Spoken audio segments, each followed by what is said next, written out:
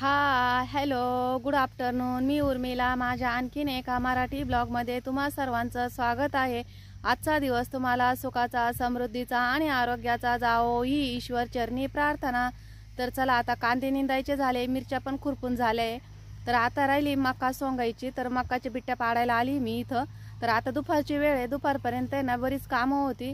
कांद्याचे दांड वगैरे निंदायचे राहिले होते, ते निंदून घेतले. त्यानंतर गवत टाकून दिलं बाजूला आणि आता आली मक्का सोंगायला. तर आता आहे ना मकाच्या बिट्ट्या पाडायच्या आहे. तर आली मी इथं. तर म्हटलं चला आज आहे ना व्हिडिओला सुरुवात करावं. सकाळी काही व्हिडिओ घेतला नाही मी, कामं खूप होते त्यामुळं. तर चला आता आहे ना व्हिडिओला सुरुवात करते. तर आता मकाच्या वावरात आली आहे. तर मी तुम्हाला अगोदर दाखवलीच होती. तर घराजवळची मका पूर्ण वाळून गेली, खाली जमिनीवरती ना पाणी तुंबलेलं होतं खूप. तर आता बरंच सुकले. तर मी दाखवते तुम्हाला. तर बघा अशी वाळून गेली मका, पाणी होतं खूप, आत पाय जात होते. तर आता पाय वगैरे काही जातही नाही. तर आता आहे ना या बिट्ट्या काढायच्या आहे आम्हाला. तर चला आता मी ना बिट्ट्या काढायला सुरुवात करते. तर इकडल्या साईडची ना ती काढून घेतली आहे आणि बिट्ट्या पण काढून घेतल्या, सोंगून घेतली. ती जनावरांना नेली होती, पण आता ही एवढी राहिली आहे.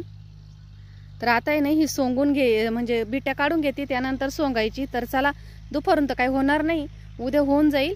तर आता बिट्ट्या काढायला सुरुवात करते. तर बघा या अशा बिट्ट्या आहे ना ह्या काढून घ्यायच्या. तर बघा अशा बिट्ट्या आहे ना काढून घ्यायच्या आणि मग चारा आहे ना जनावरांना सोंगून न्यायचं आहे. तर तिथं गंज केलाय, त्या गंजावर टाकायच्या. आणि म्हणजे बिट्ट्या आहे ना वामटेले, काही ठिकाणी निघत नाही, काही ठिकाणी पटकन निघून जात्या.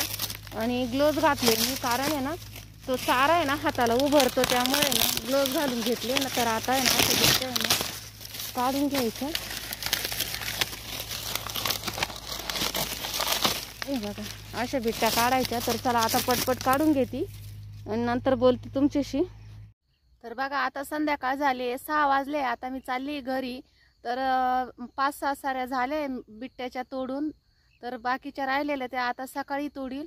तर आता चालली घरी मी.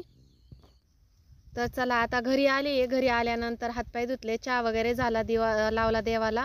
आणि आता आहे ना डाळ टाकते, तुरीची डाळ वरणासाठी. तर आज आहे ना थोडं वेगळ्या पद्धतीनं वरण करून बघणार आहे मी. हॉटेलला ज्या प्रकारे वरण करतात ना त्याच प्रकारे वरण आहे ना घरी करून बघणार आहे. तर त्यासाठी 1 वाटी भरून डाळ घेतली, स्वच्छ 3 पाण्याने धुवून घेतली. आणि आता ह्या डाळीमध्ये ना 1 मोठा आकाराचा कांदा कापून टाकला आहे, अर्धा टमॅटो टाकला आहे, 7-8 लसणाच्या पाकळ्या आणि 2-3 आहे ना हिरवे मिरच्या असे तुकडे करून टाकले. मी मध्ये कापली नाही आहे, असे फक्त 2 तुकडे केले आहे. आणि टमॅटो टाकला आहे आणि थोडीशी हिंग आणि हळद टाकायची आणि वरतून थोडंसं तेल टाकायचं, जिरे पण टाकले आहे. तर अशा पद्धतीने ना हे वरण करायचं आहे. तर खूप छान लागतं खायला. तर पाणी टाकून आहे ना कुकरला झाकण लावून द्यायचं आणि 4 शिट्ट्या होईपर्यंत आहे ना डाळ चांगली शिजू द्यायची. तर बघा अशा पद्धतीने ना हे वरण करायचं, खूप छान लागतं खायला. आम्हाला तर पुरलं पण नाही. आणि एक गोष्ट अशी आहे का ज्यांना पित्त होत असला ना त्यांना पित्तसुद्धा होत नाही, कारण बऱ्याच जणांना ना तुरीच्या डाळीनं पित्त होत असतं. तर अशा पद्धतीनं डाळ जर केली ना अजिबात पित्त होत नाही. तर आता आपण आहे ना मिक्स करून घेऊ सगळं आणि कुकरला झाकण लावून शिट्ट्या करून घेऊ. 4 शिट्ट्या करून घ्यायच्या आहे. इकडे गॅस पण पेटून घेते. मळ्यातून आल्यानंतर बरीच कामं होती घरी, काही सगळं शूट करत बसले नाही, कारण बराच वेळ निघून जातो मग. त्यामुळे ना डायरेक्ट स्वयंपाकालाच लागली. तर स्वयंपाकाला आता डाळ पण शिजून झाली, 4 शिट्ट्या झाल्या आहे. साईडला पोळ्या करून घेतल्या. मी आज गॅसवरती स्वयंपाक करते, बाहेर खूप हवा आहे ना, तर त्याच्यामुळे ना घरामध्ये स्वयंपाक करून घेते मी. थंडी पण खूप वाजते. आता जवळजवळ 7:30 वाजले आहे ना, त्यामुळं थंडी वाजायला लागली आहे आणि घरातच करून घेऊ म्हटलं, चुलीवर काय केला नाही आज स्वयंपाक. तर बघा डाळ पण छान शिजली आहे आणि यामध्ये कांदा, टमॅटो आणि मिरची पण टाकली होती मी, ती तशीच ठेवायची आणि अशी घोटून घ्यायची डाळ. तर बघा मस्त असं डाळीचा कलर पण खूप छान आला आहे आणि खूप छान दिसते डाळ, दिसतानाच लगेच खावीशी वाटते. तर त्यामध्ये ना थोडंसं पाणी टाकून आहे ना चांगलं मिक्स करून घेऊ आपण, कारण गठुळ्या राहायला नको.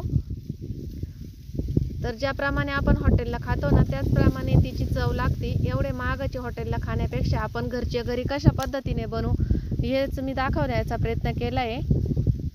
आणि मळ्यात आहे ना भरपूर अशी कामं असतात, दररोज मळ्यात कोणतं ना कोणतं काम निघतंच, काम कधीच संपत नाही. तर चला असो, कामं हे संपतच नाही कधी.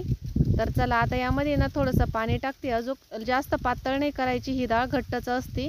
तर कढईमध्ये ना तेल टाकलं आहे, कढई गरम करायला ठेवली, त्यामध्ये कढीपत्ता टाकला, 2 तमालपत्र टाकली आहे आणि 2 लाल मिरच्या आणि 2 आहे ना मसाला वेलची टाकली आहे, 1 चमचा जिरे, 1 चमचा मोहरी टाकली आहे, चांगले तळून घेतले जिरे मोहरी. तर त्यामध्ये ठेचलेला लसूण आणि अद्रक टाकलं आहे 1 चमचाभर, ठेचून घ्यायचं आहे. ठेचल्यानंतर ना अद्रकाची आणि लसणाची चव आहे ना एकदम छान लागते. तर चला आता हे सर्व आहे ना चांगलं मिक्स करून घेऊ. यामध्ये ना थोडीशी हळद टाकते मी, पाव चमचाभर, 1 चमचा लाल तिखट टाकते, थोडंसं वरतून टाकलं आणि आता हे ना चांगलं मिक्स करून घ्यायचं. आणि यामध्ये ना डाळ टाकायची, डाळ टाकून आहे ना थोडंसं काहीतरी पाणी टाकायचं आहे. अशाच पद्धतीने आहे ना हॉटेलमध्ये डाळ असती. तर त्यामध्ये ना लाल तिखट आहे ना काश्मीरी मिरची वापरली जाते, माझ्याकडं नव्हती, मी घरातलीच मिरची पावडर टाकली. आमची मिरची पावडर पण काही तिखट नाही एवढी, त्यामुळे ना मी घरातलीच टाकली आणि अशा पद्धतीने आहे ना डाळ केली मी, वरणाची डाळ. तर तुम्ही नक्कीच अशा पद्धतीने डाळ करून बघा. चवीनुसार मीठ टाकायचं आणि वरतून थोडीशी कोथिंबीर टाकायची. कस्तुरी मेथी असली तर ती टाकली ना तरी पण चालते, तिने पण चव आहे ना एकदम छान लागते. माझ्याकडं दोन्ही पण नव्हतं, कोथिंबीर पण नव्हती आणि कस्तुरी मेथी पण नव्हती, त्यामुळे मी दोन्ही पण नाही टाकलं.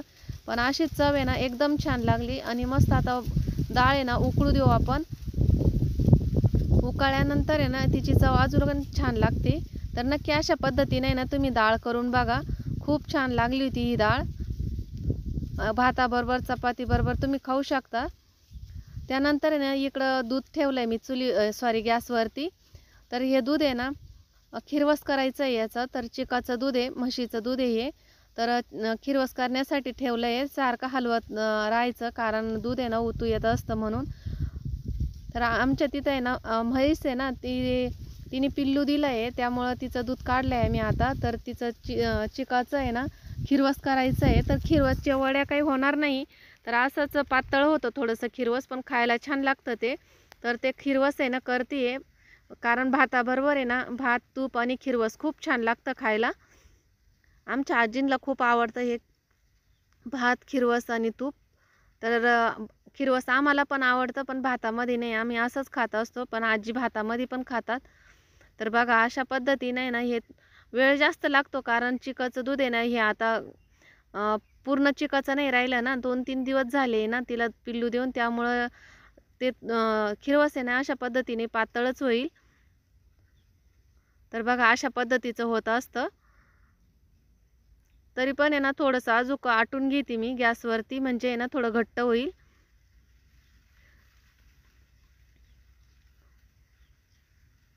तर बराच वेळ आटवलंय आता आणि जेवायची पण तयारी करते. आम्ही ना पुढच्या हॉलमध्ये जेवण करत असतो ना, त्यामुळं तिकडं नेलंय मी भाजी, पोळ्या, वरण वगैरे ते घेऊन गेली आहे.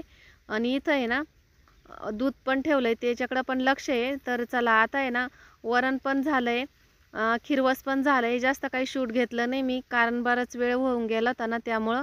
तर आता आहे ना व्हिडिओची एंडिंग इथंच करते. दोन्ही रेसिपी तुम्हाला कशा वाटल्या कमेंट बॉक्समध्ये नक्की सांगा. आवडल्यास लाईक, शेअर आणि सबस्क्राईब करायला अजिबात विसरू नका. आणि मी दररोज माझं डेली रुटीन, म्हणजे मी जे घरामध्ये शेतामध्ये काम करते तेच तुमच्या संग शेअर करते. तर व्हिडिओ कसे वाटले तुम्ही कमेंट बॉक्समध्ये नक्की सांगा. आणि तुम्हाला कशा प्रकारचे व्हिडिओ पाहायला आवडतात ते पण सांगा. आणि तुम्ही व्हिडिओ कुठून बघतात माझेवाले ते पण सांगा. आणि कमेंट करत राहा. तुमच्या कमेंटने मला भरपूर असं प्रोत्साहन मिळतं दुसरे व्हिडिओ बनवायला. तर धन्यवाद. भेटू पुढचे व्हिडिओ.